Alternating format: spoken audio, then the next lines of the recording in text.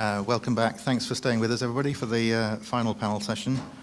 I characterized earlier the three sessions as being now what are the gaps and what's coming next. So we're in the final one, which is looking at what's coming next. And we've got a bit of a jiggery pokery of the ordering of the speakers due to people having to leave. So we're going to start first with Mehul Kotedia.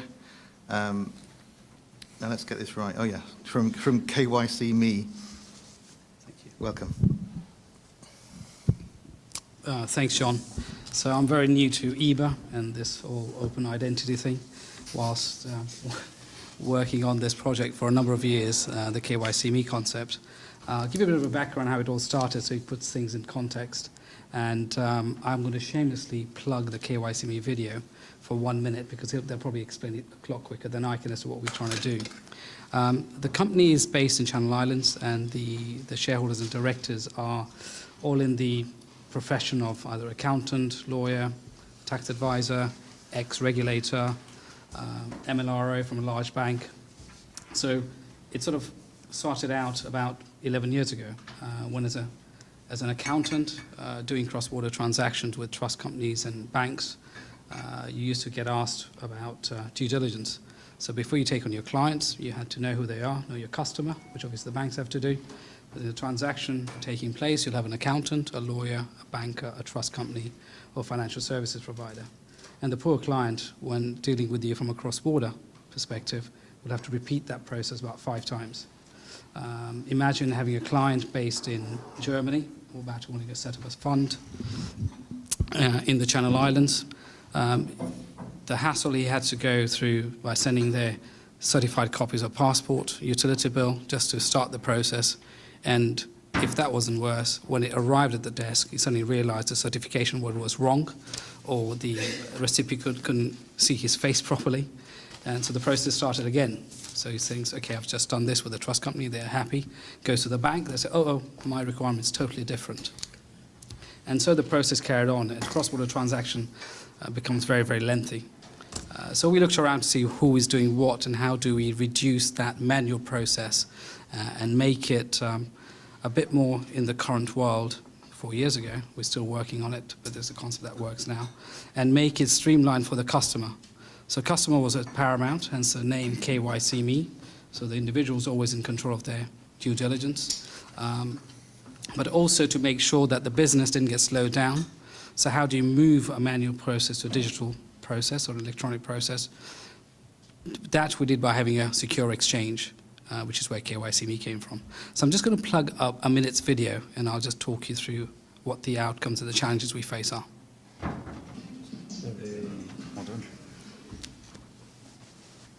Welcome to KYCme, your very own online vault that stores vital documents and puts an end to time-consuming and expensive authentication processes. KYCme allows you to store private documents such as passports and utility bills that can be accessed anywhere at any time.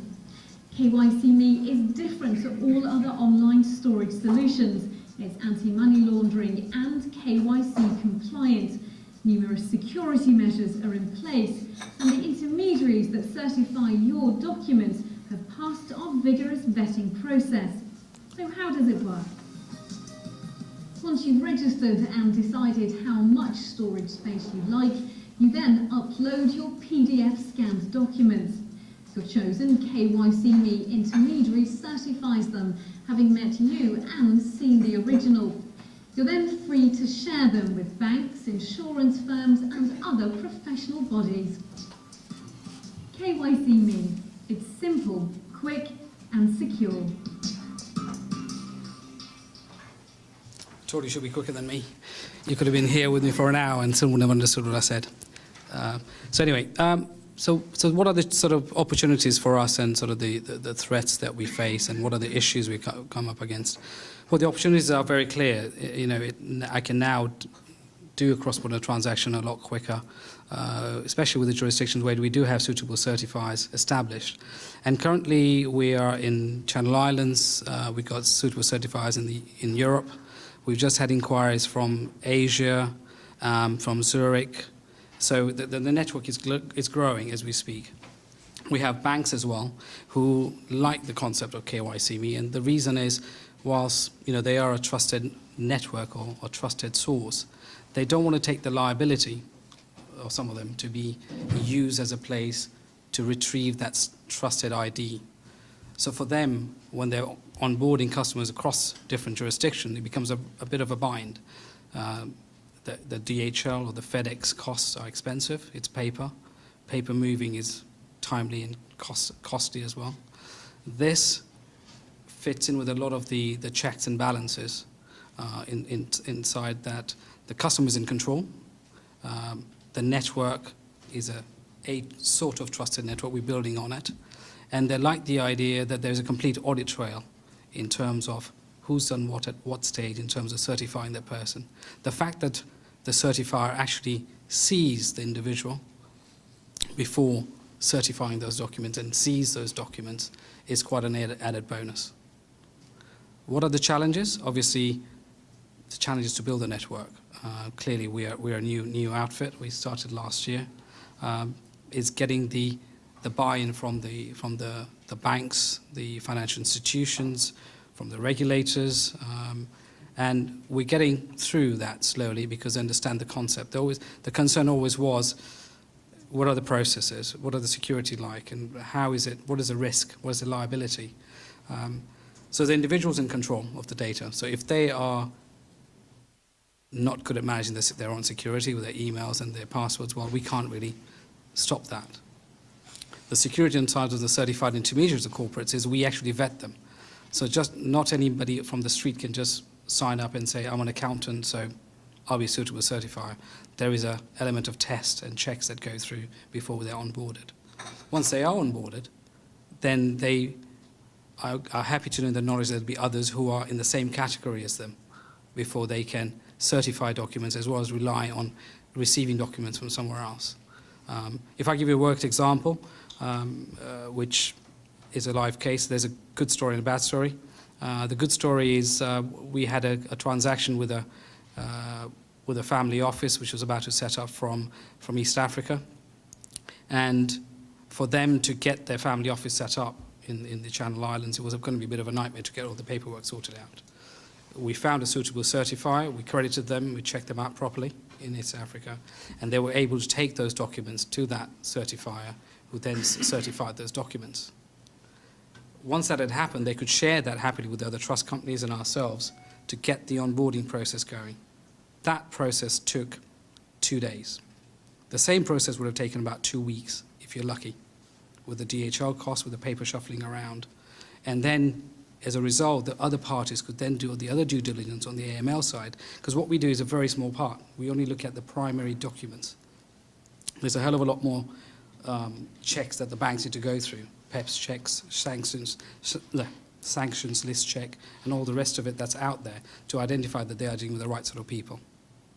So we reduce that timeline, we reduce that cost base, and improve the customer experience using this methodology. The other problem we face is getting enough suitable certifiers, the right sort of people in, because clearly the banks have their own list. The bank's not always happy to have Mr. Smith down in Istanbul, who they don't know which accountancy body or profession he's an accountant with. So we have to do a lot of the work. But if they had the Big Four name, clearly that's a lot more visible in their terms. The other part on the other side is getting the individuals to understand the benefits of this. And the question that we face is, who pays for this? Is it the banks? Is it the individuals? Or is it both? So we've gone for both. We make more money. No, it's just, it is individuals' information after all. It's their own private asset. And it's more value when the people realize. And at the moment, it's freely used without you realizing. On a bad experience, we were about to embark on another transaction where some tax advice was needed. So we sent all the documents out to them saying, you can either do this manually or you can do this. So there's platform. So they said, oh, no. We'll just send you everything certified, scanned, emailed as a PDF. Bang, within a day we had it. When there was security disaster there, first of all, it's an open email. But people were willing to just share that without even thinking twice about it. We couldn't rely on it because it came from an open email. And to go back again and start the process all over again. So that's kind of sums up here where we are, and that's what we're doing. Any questions? Sorry, I'm going to have to shoot off in a few minutes. So any questions, I'm happy to take them now. Where does the data reside? Good question. It's in Channel Islands. It's with a data warehouse called Foreshore. So they do a lot of disaster recovery work for the offshore centres as well. And you're sure it's in the Channel Islands? Positive.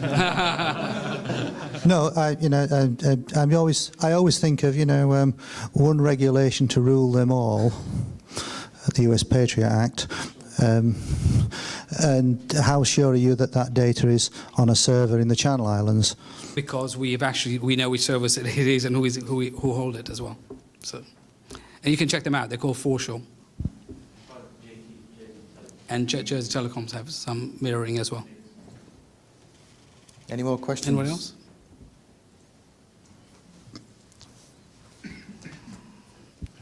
Hi. Presumably you have quite a bootstrap problem here because you've got to build this network of certifiers. Correct. Some people might just call them notary publics in other countries.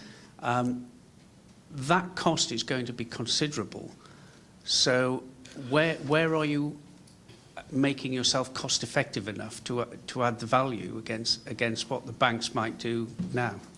Well, the value add comes. Well, first of all, building the network is a challenge, and the way we are trying to remedy that is by engaging with other trust companies, other financial institutions, and banks, who already have a list of suitable certifiers in different jurisdictions. So those are easy targets for us to go and talk to. Currently, the banks would already pay these guys to do some certification anyway, as a matter of fact, for notarization. Whereas with this platform, they realize there's a cost saving for both parties. And typically, those suitable certifiers, once they understand what KYCme is all about and how we work, do onboard a lot quicker. Anyone else? Yeah. It's kind of the elephant in the room type question. This database of data, it sounds like a potential honeypot. Absolutely right. So what's your response to that? Because obviously it's going to be the thing that everyone wants to attack if it gives the access to Good question. accounts. and So stuff. typically security is a key issue for us. It would be. And for that, Manisha's here. But we won't give too much away, but all we can say is we get pen tested all the time. And some of the measures we take in terms of how the data is structured, how the servers are structured, and what people can get hold of is sorted out to the... Yeah, because there are other data vault models in the market where actually the data is held encrypted under a key that the service provider doesn't own, so they have no access to the data. And that's the way we operate. We don't own all the keys. We work with an escrow system where the secondary key resides. Yeah, we can maybe talk about that later. Yeah, no, but I mean it's a very important point. Yeah, Yeah. correct. Okay, I think we need to move on. So can we thank Mehul for his speech and let him run away? So our next speaker is a colleague of mine called Steve Pannifer, who's head of delivery at Consult Hyperion. Over to you, Steve, because I think you're going to talk about whatever you want to talk about anyway, aren't you? Yes, I had a slight problem in that I misread the schedule, so ignore what's written down there. I'll just talk about something appropriate. So one of the themes for this slot this afternoon is about commercial opportunities, and that clearly is really important when we think about identity, because if there are no commercial opportunities, then what we're all doing here, and I think that it kind of cuts to the kind of the essence of what identity is really about. And identity it's an enabler, it's a means to an end, it's not an end in itself. And so I think when we think about identity, it's really important that we always keep that in mind. So what I was going to do is just run through one example, which is payments. So you can see what I did was I read the heading underneath my name, not the heading above my name. So it wasn't a totally bad mistake. But anyway, I want to run through. Payments is a great example of identity and the enablement of identity, because identity is kind of a thread all the way through payments. We've heard a bit about that already. John Bullard mentioned it, when he was talking earlier. So I wanted to talk a little bit about that, and then also think about some of the innovation that's going on in payments at the moment, because a lot of it ties to and is related to identity enabling payments to happen in new and different ways. So just quickly then to think about why identity is so kind of embedded in payments. I mean, there's all sorts of facets to this. So you can think about when you first of all get a payment product, a payment instrument. There's clearly a set of processes you go through, KYC processes. Our colleague who's left here, or the friend who's left here, was telling us about their endeavours to do with the KYC processing. When you come to transact, obviously you need to be able to demonstrate that you are the person that's that owns that payment instrument or that account. That's normally typically done through some kind of authentication credential. And then also there's a need also to be able to authenticate the merchant. Now, that's probably an area which is perhaps a little less clear, certainly in terms of digital commerce at the moment. There's a lot of reliance on people kind of trusting websites without really knowing who they are. But it's just as important, because you don't want to pay someone for a service that's then not delivered, or pay for a product that's doesn't meet your expectations. And the last thing I wanted to just talk about was when you think about EMV transactions. So in our company, because Hyperion, that's part of our heritage. We've been very involved in EMV chip and PIN payments over the years. And when you look at an EMV transaction, the identity elements of that are buried. They're kind of all the way through it. It's kind of like an identity transaction with a bit of an afterthought about payments. So there's a need to authenticate at the point of the transaction the consumer. The card, the consumer device, is authenticated to the terminal. The card also is authenticated to the issuer host. There's identity elements to this all the way through. But what's happened up until very recently was that there wasn't that clear separation between identity and payments. They were both kind of muddled up together. And one of the things that's been happening in terms of innovation and in terms of I think the clarity of thinking in the industry is recognizing that these are two separate things. There's the identity aspect, and then there's the need to transfer the funds once you've established that the parties involved are indeed the correct identity. And that's really where a lot of innovation is going on at the moment. So I wanted to pick out 3 examples, really. First one's host card emulation. So I guess people here will have heard of mobile NFC payments that we've been talking about for a very, very long time. And it hasn't really taken off for reasons that I won't go into today, but it's commercial reasons and about the control of the secure element.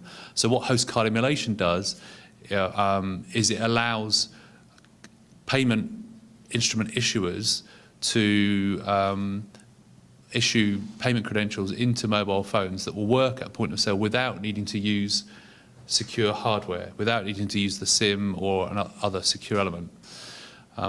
So what necessarily happens is the focus then is on moving the payment credential away from the device into the cloud, because the cloud is seen as being a secure place where you can put your card details, your cryptographic keys, whatever. And what that does in effect is it turns the identity element of that payment process really into an authentication to the cloud. So the identity piece there is really clear. It's how does the cloud know that you're the legitimate person transacting through a legitimate device to get access to the cloud so that you can then instruct a payment. And that's kind of nice, because then you've got a very clear identity piece, which is completely separate from the payment piece. Once you've got to the cloud and authenticated yourself, the bank in the background or whoever it may be, they can just do the payment through whatever rails, it doesn't matter. But the identity piece is kind of quite discrete there. A second example is around ACH payments. So one of the things that's that's happening a lot in the marketplace as well at the moment is the idea of kind of in competition to the traditional Visa, MasterCard, Amex credit card sort of schemes, is the idea that there are bank-to-bank payment mechanisms such as faster payments that we have here in the UK? And can you, through identity, enable those payments to be accessible to consumers at the point of a consumer interaction, as opposed to, you know, the current usage, which is maybe business-to-business payments, or from your internet banking to do a transfer to another internet bank or to another banking customer. There's a couple of schemes that we could point to here. So there's a scheme in Holland called Ideal that a lot of people have been talking about, which effectively follows that model. And then Vocalink here in the UK are in the process of trying to launch a product called Zap, which does a very similar thing. Now, what those systems are doing, of course, is they're saying, well, we'll give we give an identity to the consumer, which is the way that they authenticate themselves to their bank. That probably will be embedded within a mobile banking application. But then also they're recognising the fact that there's an identity for the merchant. So the way that those things would work is, in practice, there'll be some kind of identifier, maybe a barcode or something that the person scans with their mobile device, and that tells them who it is that they're paying. And I'm not going into the details, but in theory, you know, these schemes could build into that all sorts of checks and verification around that, the merchant identity as well. And the other thing I wanted to mention was the access to account thing that was referred to earlier, again by John. So there's some regulation going through Europe called PSD2, Payment Services Directive 2. One of the things that regulation covers a variety of things, but one of the things it covers is providing the ability for trusted third parties to be able to get access to bank accounts, consumer bank accounts, on their behalf and do things like, for example, instruct payments. And so it's possible that a Facebook or a Google could be qualified as a trusted third party. I don't think we're clear yet what a trusted third party means. And then on your behalf, instruct a payment for whichever service it is that you're trying to access. But equally, it could be another identity provider. I mean, I think obviously the big internet giants are the ones that everyone thinks about. But we've got identity, we've got Hyperion in the room. They're got ambitions for being an identity provider. So maybe they, for example, could act on the consumer's behalf if they built up a relationship with consumers to instruct payments for whatever purposes. And that really brings me to what the real opportunity is with identity, and it's actually also the real risk or threat associated with identity as well, and that's one of disintermediation.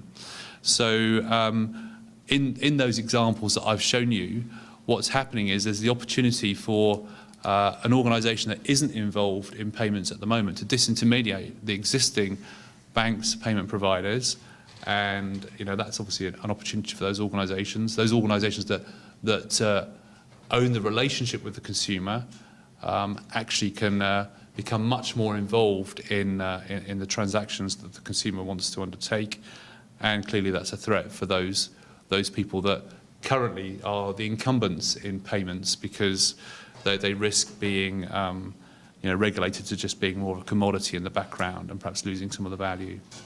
In terms of who's doing that disintermediation at the moment, mainly it's the digital giants. So you can think of things like Facebook Connect as a kind of disintermediation between Facebook and a merchant, for example. And there's another great example which I wanted to just talk about at the end, which is Apple Pay. So in our business, where we kind of do payments and identity, but a lot of our business is payments, Apple Pay has been it's taken up quite a lot of our thought quite a lot of our attention in the last 2 or 3 months. I think Apple Pay is kind of interesting because it kind of, for people on the outside, it kind of came from nowhere. But there's clearly been a lot of work and negotiation going on in the background behind lots of super injunctions around the industry, stopping people from talking to each other. But in Apple Pay, there's some really interesting identity aspects. So the way that Apple Pay works, from a user experience point of view, is that you get your new Apple device. Let's assume that we're talking about someone that already has an Apple account. So they have an iTunes account, they've got cards on file with iTunes, and they have an existing relationship with Apple based on the usage of those cards and transactions not being disputed, which may have been built up over several years. When you get your new Apple device that supports Apple Pay, you'll simply go into the device and say, yes, I'd like to enable this, that, and the other card, and select them. And then from a user point of view, that's it. The card then gets provisioned into your phone. Actually, they're using the secure element as it happens. Now, behind the scenes, now that's obviously a brilliant user experience because the consumer, there's virtually no friction there at all. What's happening behind the scenes there is that Apple are making an identity assertion, in effect, to the card issuer via the card networks who are acting as a kind of a broker in the middle. And based on the fact that Apple knows the customer, has knowledge built up over years of transactions, the issuer, there's a couple of different models here. So I'm talking about the kind of the green route where everything's fine. The issuer might say, yeah, we're good. That's good enough for us. Go ahead and provision the product. So that's pretty powerful. Apple there are doing the KYC in effect, or doing the ID and V around the provisioning process, and then providing the repository where you're going to store the payment credential, which is really an identity token within the device. There are some other paths. So if, for example, your relationship with Apple isn't strong enough, or the score that they give the issuer isn't good enough to meet the issuer's risk appetite, then there's some exception paths. But I just wanted to point out the fact that what's happening there is Apple are playing quite a significant disintermediation role around payments and identity in particular. And one of the things with that launch as well was they're very big around calling it Apple Pay, that they've launched this new payment service called Apple Pay. In fact, it's the same transaction, it's the same rails, it's the same. It's really just a Visa, MasterCard, or American Express transaction. There's nothing new about it, but what they've done is they've put themselves between the customer and the kind of incumbents and put their brand on it, and that puts them in quite a powerful position. I shall stop there. Okay, thanks, Steve. I think we're going to have to hold questions until the end because we've only got 10 minutes more for each speaker before we officially reach the 1:45 time. So if we can have the next two speakers up, that'd be, with 10 minutes each, that would be fantastic. Great. That works well. My name's Paul Rodgers. I'm the chairman of an organisation called Vendorcom. We bring together the key players in the payments industry across Europe. And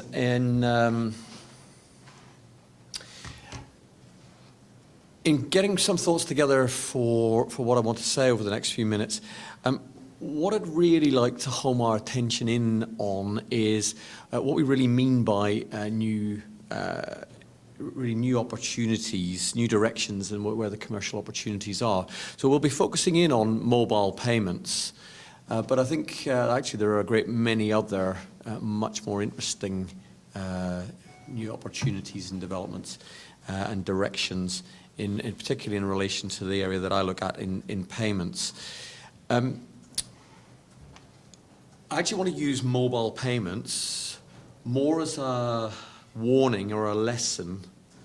I could have equally used contactless payments that we've seen rolled out and people take very strong, almost quite narrow positions on over the last 4 or 5 years, because I think we're moving into exactly that same position with mobile payments.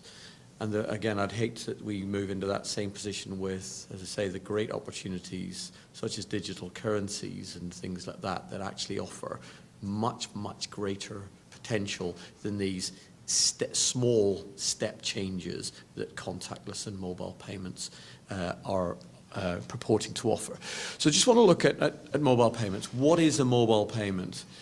Is it where the phone is just sitting there as an equivalent of what we used to do and just swipe a mag stripe?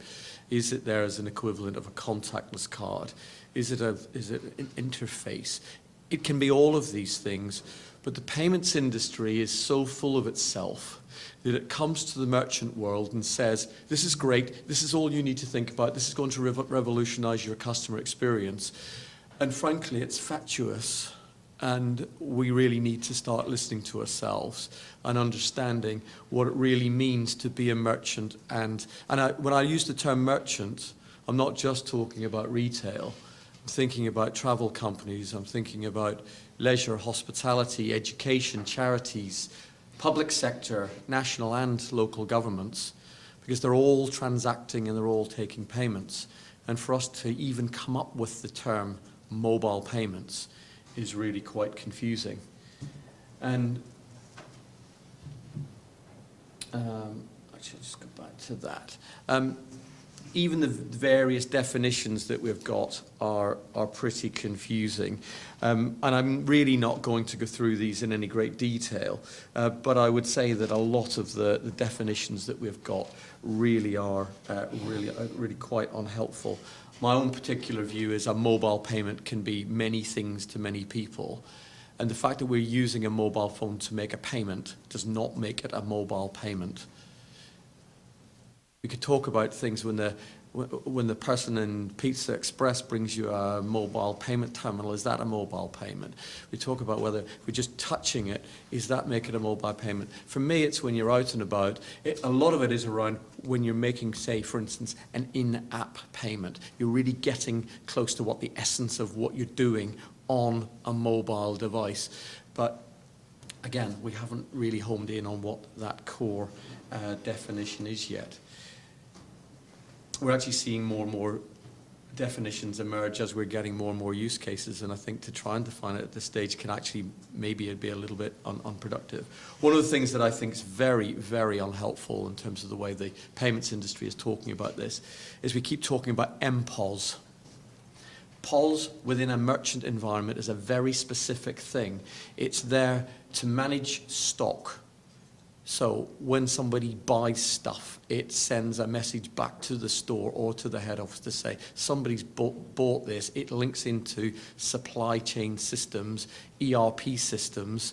And if we start talking about what is just the mere payment piece as an MPOS solution, POS solutions are about stock management, they're about cashier sign-on, they're about the whole front of store engagement. Payments is a tiny piece of this, and in many cases it's really quite ring-fenced because of some of the things that we have found over the last few years in relation to PCI and connected systems and the potentially undesirability of some of that. So we need to be very clear. So I prefer in some ways that we do use the term MPay for some of these and just narrow it down, particularly when it comes to just using something on a consumer's own device. We also need to have a reality check around some of this in terms of what mobile devices are being used for. Frankly, there's so little of it being used for shopping. It's gaming, it's many other things. Social messaging is still huge. Now, we could argue, and we look at these figures as they relate to iOS as opposed to Android devices. We certainly see that iOS devices are much more used for commerce. And I think that's a really strong argument as to why really strong payment style activities are going to be much more centered around iOS-based devices. There are a lot of other myths associated with mobile payments. Consumers are really not interested in this. They're not going, I am going to make a mobile payment. They're just going to pay whatever you present them with, provided it's relatively secure and particularly it's low, it's very convenient, then they're going to engage. I won't really reflect on HCE. We've already spoken briefly about that. Apple Pay is being done to death at the moment. It's very localized. It's got virtually it's irrelevant at this stage to us in Europe, and for the foreseeable future, I think that's the case, but I'll be interested to see if I'm happy to be shot down on any of these things, that they're more for discussion than anything else. And we're talking about cross-border and the international potential here. Mobile payments may give us some of that, but essentially I think mobile payments are going to be more linked to our bank accounts than to credit cards, because that's where the cost reduction comes for merchants. And if it's more linked to bank accounts, that's actually taking it into a more nationally centric ecosystem than based on an international basis. So we're going to start seeing FX start to become important around some of these activities. And for me, that's a more interesting dynamic around what's going on in mobile payments. There's also who's driving this and who's involved. Those of you that were here last year will have seen a very similar slide that I put up around who are the key players. I also think the social media players are very strong. That is where mobile phone and connected devices are being used currently in a very, very strong way. So it's those sort of organizations driving this over and above hardware providers, even and particularly actually over mobile network operators, I think are going to drive some of this. And just a few things that I've sort of echoed. Mobile payments are just substitutions. So if we're starting to say, right, this is a new direction, this is a huge new commercial opportunity, I really don't think so. We're making it a little bit easier in some areas, but it's just we're shifting the same stuff around. So trying to create a business case, and particularly around trying to create a decent ROI. 10 years ago, this month, was the deadline for chip and pin. The ROI on that was frankly non-existent in terms of individual retailers. In terms of the economy, we could start to definitely argue that the cost of fraud in payment systems was just way too high. We've reduced some of that. But I believe that currently the ROI, particularly around payments itself, really is just non-existent. You've got to find the add-on elements to really make this interesting. Got to look at loyalty and things like that, particularly around in-app payments, and look at other specific niche sectors. So again, for me to say, oh, the ROI blanket isn't there is probably just too much of a statement. It will be there in some sectors, in some geographies, for some demographics, but that's what we've got to home in on. The time for blanket expressions of, wow, this is wonderful, we must really, really stop being caught in the headlights of what is actually just an optional new activity. We need to look at areas like transport. We've moved in the last few months to the ability to make EMV, chip and pin card payments on the buses and on London Underground. That's nice, but I, boring as I am, stood for about an hour and a half watching people go through the turnstiles at Oxford Circus Station recently. 99% of those people were using Oyster cards. Interestingly, the ones that were using their EMV cards invariably crashed into the barrier. Not because it didn't open, but because the speed of transaction on an EMV card, only about 300 milliseconds more, but that 300 milliseconds is the difference between you walking through smoothly and you bashing yourself as you go through. So we need to, it's just a little incidental one, but we need to be sensible about introducing some of these things. So the lessons learned around how we treat mobile payments for me is actually the most important thing. As we look to rolling out Bitcoin, I'm in the final stages of preparing the submission for the HM Treasury consultation on digital currencies that's due in on Wednesday, tomorrow. And we crashed together the payments industry and the Bitcoin world, and the relative antagonism, lack of understanding of each camp is really important when we start to look at new directions and new commercial opportunities and the international potential here. And for me, that's the real lesson that I would want to share as part of how we embody and how we embrace rather these new opportunities and get our own businesses behind them. So that's really all I wanted to say. We can look at any of these if we've got time in the questions. Thanks, Paul. Perfect timing, in fact. Can we move on to our last speaker now, Rosemary Jay, who's going to look at managing the legal risks. And then at the end, there'll be opportunity to have a closing discussion, and there will be refreshments as well if you can stay for that. Thanks. Yes, I mean, you probably will hear me, to be quite honest. I probably don't need a microphone at all. How about those at the back? Yes, I did start off my professional life as a teacher. So can I also point out that those of you who've got your Blackberries hard at work in the back row, not only can you hear me, but I can see you. Taking notes. Sorry. I'm taking notes. Taking notes, thank you. Thank you very much for making it through to the bitter end. Normally the legal bits aren't that sort of stimulating that everybody hangs on, so the refreshments must be good here. That's all I can say. There's so much really that one can look at in terms of the legal risk that I'm just going to try and pick out a few headline points and say something about the changing legal environment, which it seems to me to be the most important thing. The one thing that most of these systems have in common is data, and data about the users. And in a lot of circumstances, that is the value that comes from the transaction. When we come to actually look at the law around this whole area, well, one thing is there isn't an awful lot of international stuff. There is a fair amount of law, but really it's kind of mishmashed around. And it's very difficult to decide where the law should be, what it should be doing, and where it should be going. So I just make, some basic points. First of all, it seems to me that law can do three things.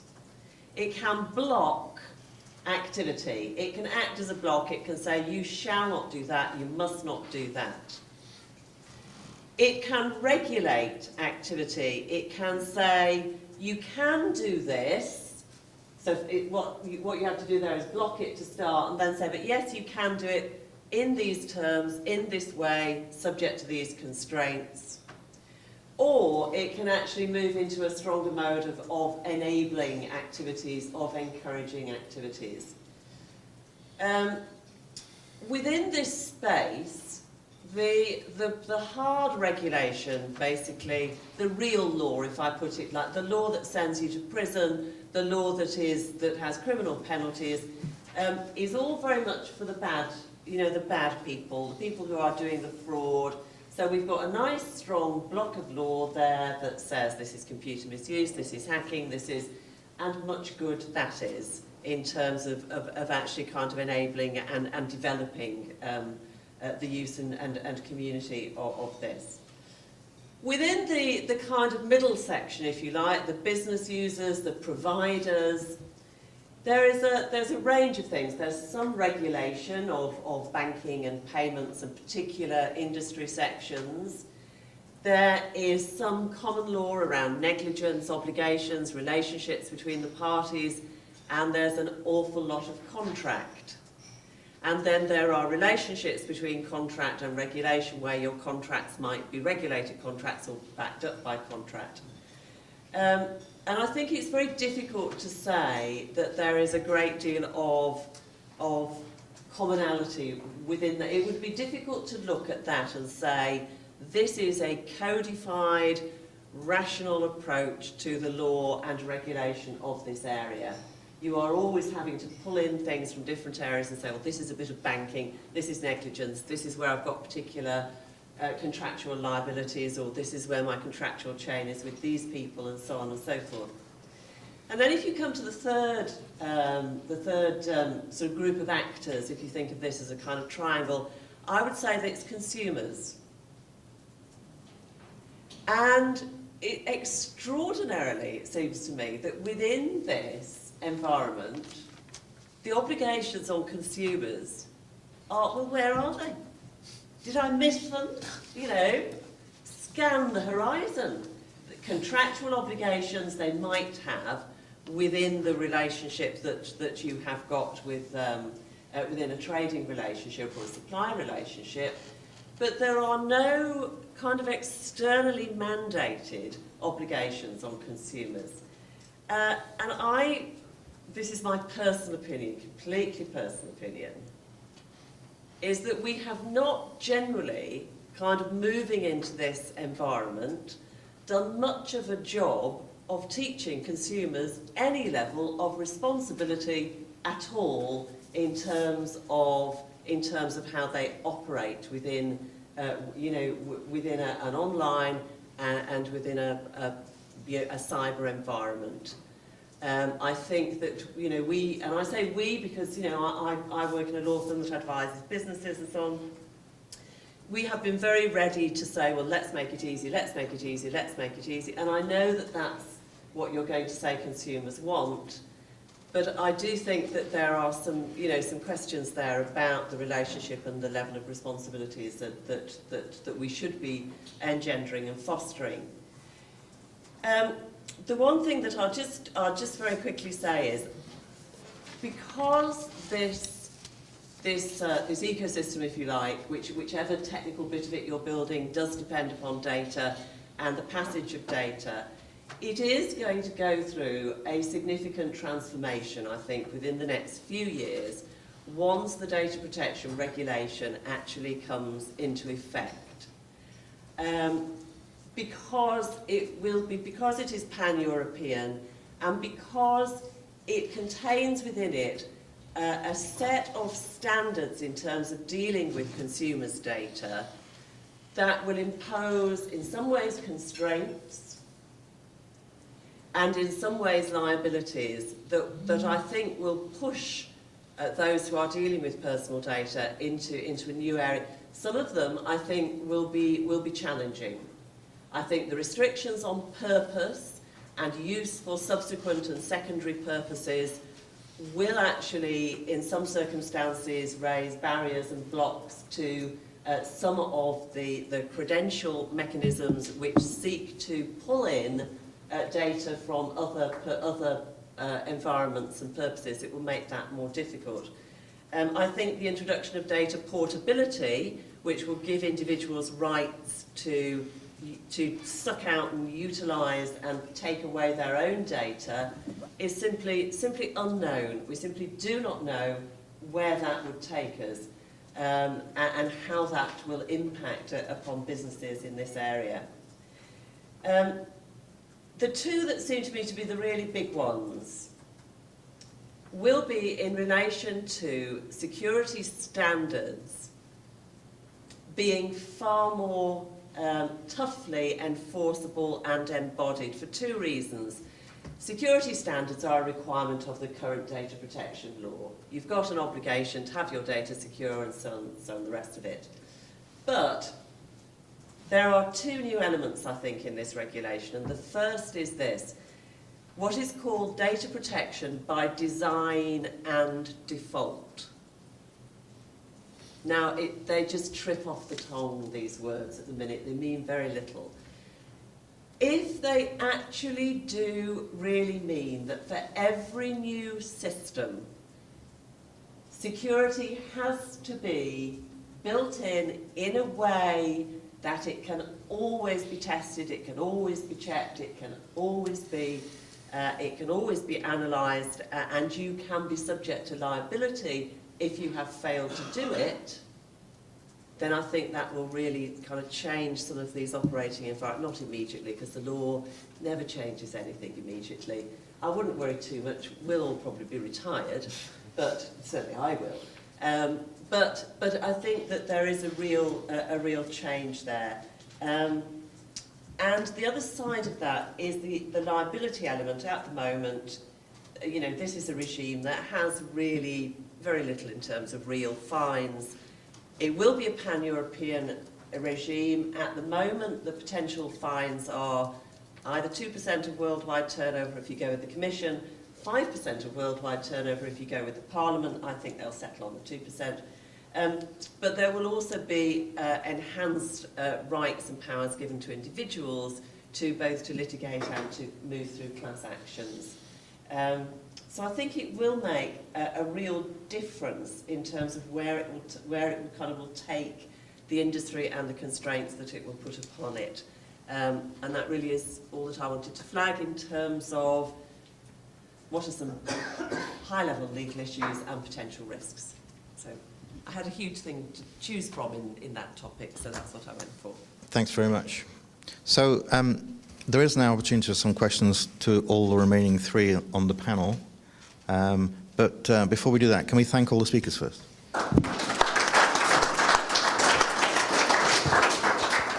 Now, and it says on here that there are refreshments as well outside. So, but any questions? Who'd like the microphone?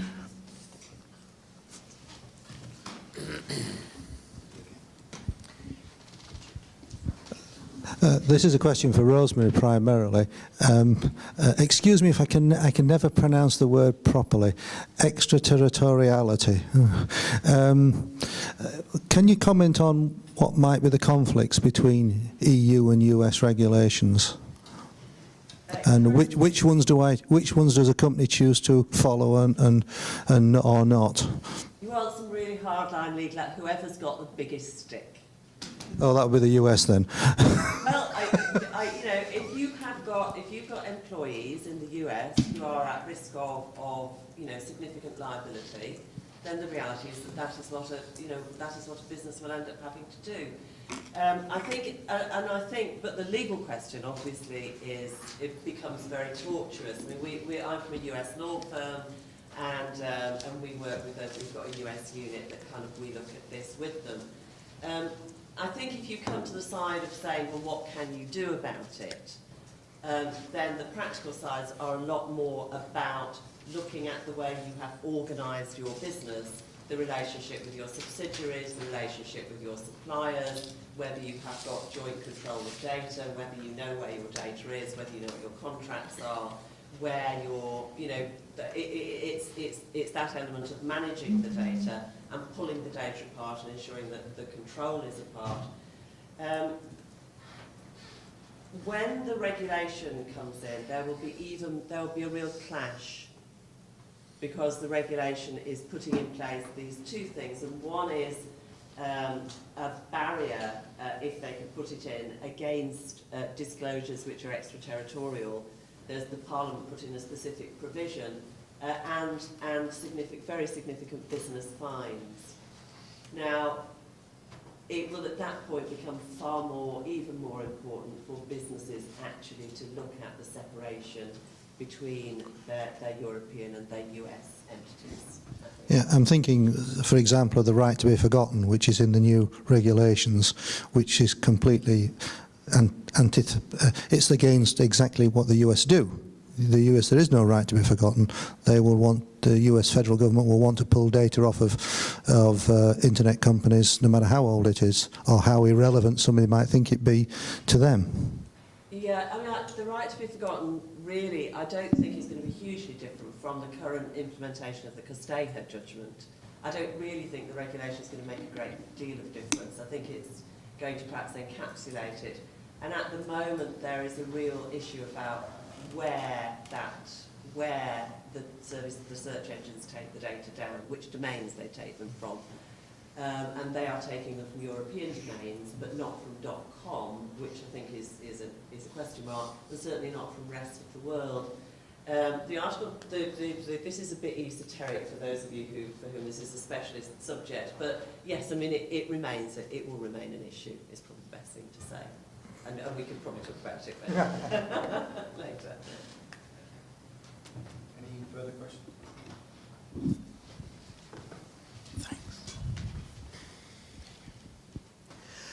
Do you think online commerce should come under the Consumer Protection Act?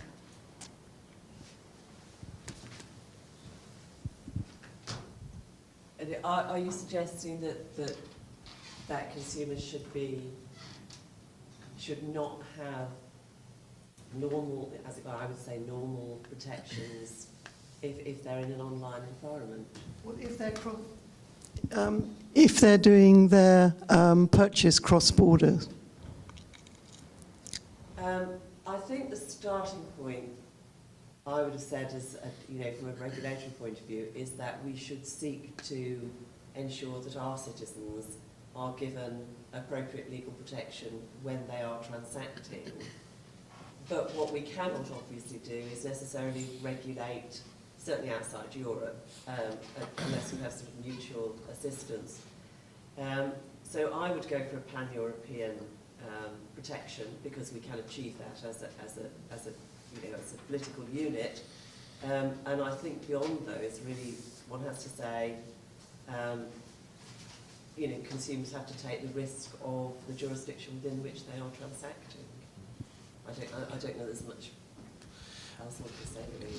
Could I just make a point, actually, Rosemary, in relation to your early comment that the bringing consumers into this just seems to have been forgotten about. I absolutely agree with you on that. In the area of payments, I'm, whilst very, very strongly, a very strong advocate for the consumer protection and making sure there's a safety net in areas like the Consumer Credit Act and making sure that credit card protections and so on are in place. I think by giving consumers those blanket, well, just get out of jail free cards, that we're not weaving them into the overall risk and compliance ecosystem. And it's actually meaning that we're pushing the responsibilities and the policing of that into an ever smaller and smaller group of people and organizations. And I think if we just brought consumers into that and said that actually you're part of the solution, you're part of the problem, let's have an exchange of value in that, and it's an exchange of responsibility as well. But to give carte blanche on things like that is just irresponsible. It's perhaps the way things should have been rightly years ago, but in a very much more interwoven infrastructure. Now, I'm not sure that it's got a place. Just a comment. Any more questions?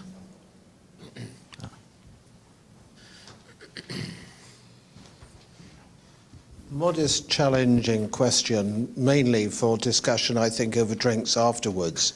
But has the Commission and the UK government managed to create such a sufficiently overbearing edifice of conflicting regulation in this area that the future is actually going to be driven out of Africa and Asia, with all the regulatory arbitrage based in Singapore as the one place that can probably handle arbitrage between the Chinese, the Americans and the European Union, and the future doesn't lie in Europe at all, unless, of course, we actually leave Europe or create a revolution or something. Our future is actually being destroyed by regulation, government, confusion, etc. It could almost be a rhetorical question, because I think the answer is absolutely, whereas we're as certain as the sinking of the Titanic at this point. When you look at the lack of alignment on things like data protection and many PSD and many of the other European regulations, when you look at how Fortress UK is lining itself up on areas that already we're seeing companies that are based here protect themselves by taking themselves offshore. One of the UK's largest acquirers will be offshore and still within Europe, but will have moved offshore for trading purposes by next month. And we really need to be wise to that. It's not just Bitcoin companies that are having to put themselves in Malta, Gibraltar, Jersey, or the Isle of Man. It's fully fledged long-term businesses in payment transactions. And yeah, I'm on record in Eurotower in Frankfurt as saying that the ideals of SEPA, particularly as it relates to cards, will be achieved in Africa before it is ever achieved in Europe.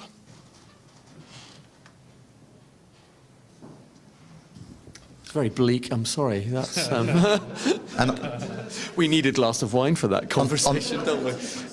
On that bleak note, maybe we should head towards the refreshments. I think if nobody from email wants to say anything, I think I'll just say thank you to everyone for a really interesting day. And yeah, let's thank the speakers again.